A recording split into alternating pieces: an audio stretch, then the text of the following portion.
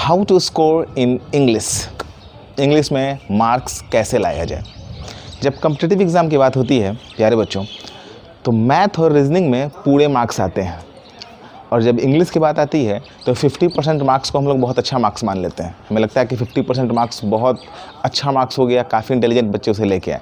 क्या कारण है इसका?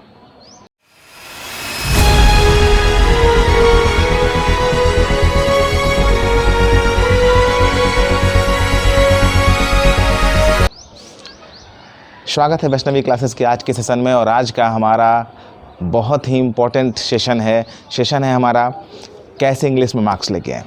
इसका बहुत बड़ा कारण है सिलेबस।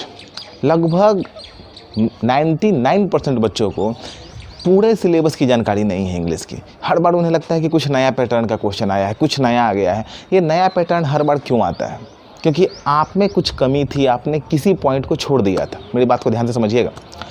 आज हम लोग इंग्लिश के सिलेबस के जितने भी पार्ट होते हैं हम उन्हें एक एक करके देख लेंगे, और हम लोग देखेंगे कि आखिर में हम लोग स्कोर कैसे कर सकते हैं, हमें हमारी तैयारी को कैसे शुरू करना है, कैसे अगर तैयारी चल रही है तो कैसे उसे ट्रैक पे रखना है, और इस लॉकडाउन के पीरियड का हमें कैसे सदुपयोग करना है। तो देखते हैं, चलिए।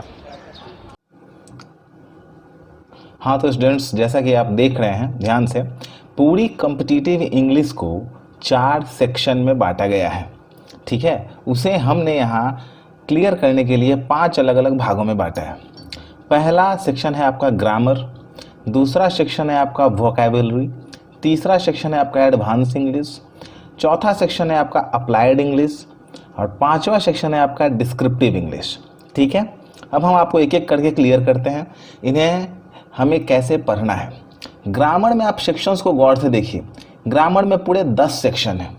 आप एक एक सेक्शन को ध्यान से देखिए कि आपको क्या ये सारे सेक्शन क्लियर हैं, क्या ये सारे सेक्शन आपको अच्छे से आते हैं, क्या इन सारे सेक्शंस पे बेस्ट क्वेश्चन आप बना सकते हैं। अगर आप बना सकते हैं तो आपकी तैयारी अच्छी है। जैसे सबसे पहले सेंटेंस फॉर्मेशन, क्या आप इंग्लिश में किसी भी वाक्य को अपने दिमाग में फॉर्म कर सकते हैं, लिख सकते हैं। फ्रेज एंड क्लॉज, आपको फ्रेज और क्लॉज की जानकारी है। नाउन से जो क्वेश्चन आते हैं वो इसके यूजेस से आते हैं, नंबर से आते हैं, केस और कॉमन एरर से आते हैं। प्रोनाउन, इस सेक्शन में हमें uses, person, subject verb agreement and common errors की पढ़ाई करनी होती है। एडजेक्टिव सेक्शन में हमें आर्टिकल्स, इसके uses, degree, sequence of adjective और ट्रांसफॉर्मेशन ऑफ एडजेक्टिव की पढ़ाई करनी होती है। वर्ब बहुत ही बड़ा सेक्शन है। इसमें आपको main verb, primary helping verb, models, non finites, finite और क्वेश्चन टैग्स पढ़ने होते हैं। नॉन फाइनाइट्स में इन्फिनेटिव, जेरंड और पार्टिसिपल की पढ़ाई हो जाती है। फाइनाइट वर्ब के अंदर में ही टेंस और वॉइस और नरेशन की पढ़ाई हो जाती है। अब हम लोग आते हैं प्रेपोजिशन। प्रेपोजिशन के यूजेस को अच्छे से पढ़ना होता है, समझना होता है। इस पर कॉमन एरर्स भी बहुत आते हैं। अगला हमारा है कंजंक्शन। कंजंक्शन के यूजेस भी होते हैं और कॉमन एरर्स को पढ़ना होता है। लास्टली हम लोग पढ़ते हैं एडवर्ब। एडवर्ब को आप पहले भी पढ़ सकते हैं लेकिन लास्ट भी पढ़ सकते हैं, इसमें कोई सीक्वेंस से प्रभाव नहीं पड़ता है। एडवर्ब में यूजेस पढ़ना होता है, इन्वर्शन पढ़ना होता है, रिमूवल ऑफ टू पढ़ना होता है, और एडवर्ब के कॉमन एरर्स पढ़ने होते हैं। लास्ट हमारा है सुपरफ्लुअस एक्सप्रेशंस एंड स्लैंग। इससे भी बैंक, एसएससी, कैट, मैथ, जितने भी कॉम्पिटिटिव एग्जाम्स हैं उनमें से काफ़ी क्वेश्चंस पूछे जाते हैं। तो ये हमारा हो गया ग्रामर सेक्शन। तो जैसा कि आपने देखा ग्रामर सेक्शन बहुत ही ज़्यादा इंपॉर्टेंट होता है, और ये मार्क्स गेनिंग सेक्शन होता है। ध्यान से देखा जाए मेरी बात को। ग्रामर में अगर आपको कभी लगता है कि ग्रामर में मेरा ग्रामर पढ़ने के बाद भी मुझसे सवाल नहीं बन रहा है, तो इसका बहुत बड़ा कारण होता है। कारण ये होता है, जैसे आपसे टेंस पढ़ने के बाद टेंस का क्वेश्चन नहीं बन रहा है, तो आप वर्ब सेक्शन में अपने चीज़ों को देखिए। हो सकता है कि वर्ब में कुछ ऐसे सेक्शन होंगे जो आपको नहीं आते होंगे। आपको ट्रांजिटिव इंट्रांजिटिव नहीं आता होगा, आपको मॉडल्स में प्रॉब्लम होगा, आपको फाइनाइट नॉन फाइनाइट में प्रॉब्लम होगा। इसी से नहीं बन रहा है। आप सारे सेक्शंस को देखा जाए, अगर वो सारे सेक्शंस आपके वर्ब के क्लियर हैं, आपसे वर्ब का सवाल बनेगा, बिल्कुल बनेगा, आप उसमें मार्क्स लेके आएंगे। इस तरह से आप अपनी गड़बड़ियों को निकालिए कि ये प्रॉब्लम है तो मेरा मार्क्स नहीं आ रहा है। क्लियर है? और ये सेक्शन मार्क्स देता है, ग्रामर मार्क्स देता है, पूरी तरह मार्क्स देता है। बस आपको ध्यान से इसे पढ़ना होता है। आते हैं अपने दूसरे सेक्शन की तरफ, चला जाए। वोकैब, वोकैब से 5 टाइप के क्वेश्चन आते हैं। Synonyms, antonyms, misspelled words, idioms and phrases, one word substitution. Synonyms हो गए समानार्थक शब्द, एंटोनिम्स हो गए विपरीतार्थक शब्द। मिसस्पेल्ड वर्ड में आपको यहाँ पे 2 प्रकार के क्वेश्चन आते हैं।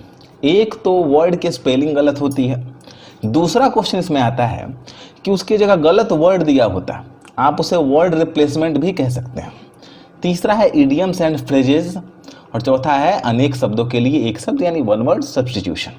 ये है हमारा वोकैबुलरी का सेक्शन। वोकैब, वोकैब बहुत ही इंपॉर्टेंट सेक्शन है, क्योंकि हमारे पढ़ाई का ये एक बेस होता है। आगे आने वाले सेक्शंस वोकैब पे ही निर्भर करते हैं। अब आपको लगता है वोकैब हम कैसे याद करेंगे, वोकैब हमें याद ही नहीं होता, हम लोग भूल जाते हैं, बच्चों में हमेशा ये प्रॉब्लम होती है। ऐसा कुछ नहीं है, आपको वोकैब को रटने का कोई आवश्यकता नहीं। अच्छा, आपको क्या लगता है शशि थरूर सुबह सुबह डिक्शनरी लेके याद करता होगा, उसके बाद वो जाके लिखता होगा? जो बड़े बड़े राइटर हैं वो डेली बैठ के डिक्शनरी से वर्ड्स याद करते होंगे? ये प्रैक्टिकली पॉसिबल है? नहीं है। वो लोग डेली पढ़ते हैं, रीडिंग हैबिट। एडिटोरियल्स पढ़िए, स्टोरी बुक पढ़िए, न्यूज़ सुनिए, कुछ भी पढ़िए जो रिसेंट हो, जो करेंट हो। अब इसका ये अर्थ नहीं कि आप जाके बहुत पुराने ज़माने का नॉवेल उठा के पढ़ने लगिए, कुछ भी करेंट पढ़िए। सबसे अच्छा होता है न्यूज़पेपर्स को पढ़िए, इसीलिए हम लोग कहते हैं एडिटोरियल्स पढ़िए। शुरुआत में थोड़ी प्रॉब्लम होगी, उसके बाद आप उस पर वर्क कीजिए। उसमें वर्ड्स नहीं आ रहे हैं, कोई बात नहीं है, आप डेली उस वर्ड को नोट कर लीजिए, रटिए नहीं, उस वर्ड का प्रयोग कीजिए, यूज़ कीजिए। डेली घर में 1 या 2 वर्ड का यूज़ कीजिए। आप रेगुलर किसी वर्ड से बार बार वो आपके सामने आएगा, आप काउंटर करेंगे उसे, वो वर्ड आपको याद हो जाएगा और पढ़ने से वोकैब अच्छा हो जाता है। बस वो अच्छा हो जाएगा, आपको उसका सेंस आ जाएगा। वोकैब में सेंस की आवश्यकता होती है, वोकैब रटा नहीं जाता है, कुछ बेसिक्स वर्ड याद होने चाहिए। अब हम लोग आते हैं अपने अगले सेक्शन की तरफ, देखा जाए अपने एडवांस इंग्लिश सेक्शन पे। पहला सेक्शन है रीडिंग कॉम्प्रिहेंशन, जो कि काफ़ी वास्ट है। दूसरा सेक्शन है फिलर्स। फिलर्स में 3 तरह के आते हैं, single filler, double filler, common fillers, कभी कभी मल्टीपल फिलर्स भी आते हैं। तीसरे हमारे पास क्लोज टेस्ट। अगला हमारे पास है सेंटेंस इम्प्रूवमेंट, और 5वां हमारे पास है सेंटेंस अरेंजमेंट। ये सेक्शन हमारे एडवांस इंग्लिश में आते हैं, ठीक है। तो हमारा अगला सेक्शन था एडवांस इंग्लिश। ये पूरी तरह आपके सेंस पे निर्भर करता है। कॉम्प्रिहेंशन, बहुत बार बच्चे कहते हैं कॉम्प्रिहेंशन नहीं बन रहा है, कॉम्प्रिहेंशन बनाना है, पैसेज नहीं बन रहा है। कैसे बनेगा पैसेज? आप उसे चाहते कि आप उसे पूरा पढ़ें, सारा वर्ड समझ में आए, पूरी कहानी समझ में आ जाए, ये भी विदिन सेकेंड्स में ऐसा संभव नहीं है। आपको एक सेंस, एक आइडिया चलना होता है, आपको अपने आइडिया को लेखक के आइडिया से रिलेट करना होता है। इस पे तो मैं अपना अगला वीडियो बनाने वाला हूँ। ये पैसेज की बात है। क्लोज टेस्ट बिल्कुल वही है। जो भी आप एडवांस इंग्लिश के सेक्शन को देख रहे हैं, सेंटेंस अरेंजमेंट देख लीजिए, सेंटेंस कनेक्टर देख लीजिए, सभी सेंस पे बनने वाले सेक्शन है।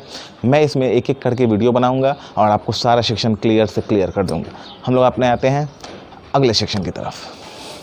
हमारे पास आता है applied English. Actually applied English advance English का ही एक एक्सटेंशन है, ठीक है। इसे आप देखिए, इसमें पूछा जाएगा title of passage, tone of passage, मतलब ये वो डायरेक्ट क्वेश्चंस नहीं है जो आप पढ़ के बना सकते हैं, आपको समझना होगा। Passage correction, passage completion, conclusion या इन्फ्रेंस, इन्फ्रेंस का भी अर्थ होता है conclusion, theme detection, odd words, odd sentences, multiple correction और मल्टीपल फिलर्स, ये सारे अप्लाइड इंग्लिश के सेक्शन है। क्लियर है? हाँ, अप्लाइड इंग्लिश, नाम ही अप्लाइड इंग्लिश। ये आप कह सकते हैं एडवांस इंग्लिश का ही एक एक्सटेंशन है। एक्सटेंशन कहने का अर्थ ये होता है कि एडवांस इंग्लिश से ही ये रिलेटेड है। अब टोन ऑफ द पैसेज कौन निकाल सकता है? टोन तो कहीं लिखा हुआ नहीं रहता है पैसेज में। जिसको समझ में आएगा, जिसको टोन पता होगा, तो पहले टोन समझना होगा। अच्छा, हम लोग डेली तो बहुत बोलते हैं कि आपका टोन ख़राब था बोलने का, तो टाइटल, टोन, ये सब उसी के एक्सटेंशन है। ये आपके सेंस पे निर्भर करेंगे। थोड़ी सहायता मेरी तरफ से रहेगी, थोड़ा मेहनत आपकी तरफ से रहेगा। ये सेक्शंस हम एक एक करके क्लियर कर लेंगे। अगला सेक्शन देखा जाए हमारा क्या है, इंग्लिश। ये सभी एग्जाम्स में तो नहीं, लेकिन फिर भी मैक्सिमम एग्जाम्स में पूछा जाता है। इसका भी प्रिपरेशन आपका होना चाहिए। Letter writing, essay writing, paragraph writing और आपका प्रेसिज राइटिंग, क्लियर है? हमेशा लिखते रहिए और आगे की वीडियोज़ को ध्यान से देखिए।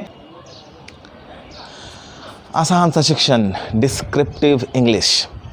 डिस्क्रिप्टिव इंग्लिश कभी भी 10 दिन में तैयार नहीं होता है, मेरी बात को ध्यान से सुनिएगा। आपको हमेशा पढ़ते रहना होगा और कुछ लिखते रहना होगा, ठीक है? कभी भी कुछ भी लिखने की ट्राई कीजिए। अगर आपके पास लैंग्वेज है तो आप इंग्लिश लिख सकते हैं, लैंग्वेज के बाद कॉन्फिडेंस है तो आप इंग्लिश बोल सकते हैं। तो लैंग्वेज डेवलप कैसे होगा सर? लैंग्वेज डेवलप होगा रीडिंग स्किल से। तो देखिए, शुरुआत में हम लोग आ गए, रीडिंग डेली पढ़ेंगे, कुछ ना कुछ डेली पढ़ेंगे, अपने आप सब कुछ इम्प्रूव होते जाएगा।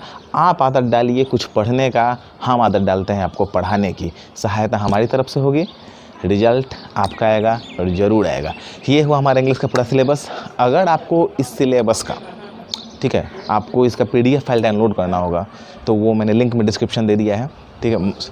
सॉरी, मैंने डिस्क्रिप्शन में लिंक दे दिया है, आप वहाँ से इसे डाउनलोड भी कर लेंगे। और सिलेबस को गौर से देखिए, इसमें से एक एक पॉइंट आपका क्लियर होना चाहिए। अगर ये पूरा पॉइंट आपका क्लियर है, हम लोग मेहनत करते हैं, इंग्लिश में आपका स्कोर मैथमेटिक्स की तरह ही, रीजनिंग की तरह ही 90%, 95%, 99%, 100% जाएगा, हम लोग रिजल्ट लेके आएंगे। अगर आपको वीडियो अच्छे लग रहे हैं तो प्लीज़ इन्हें शेयर कीजिए, अपने दोस्तों से बोलिए कि वो अपने दोस्तों के साथ शेयर करें और लाइक बटन ज़रूर दबाइए। अगले वीडियो का इंतजार किया जाए। अगले वीडियो से पैसेज शुरू होने वाला है, कम्प्रीहेंशन, तो प्लीज़ कोशिश कीजिए कि कुछ सब्सक्राइबर की संख्या आप बढ़ाइए मेरे लिए। बहुत बहुत धन्यवाद। Have a nice day. Thank you very much.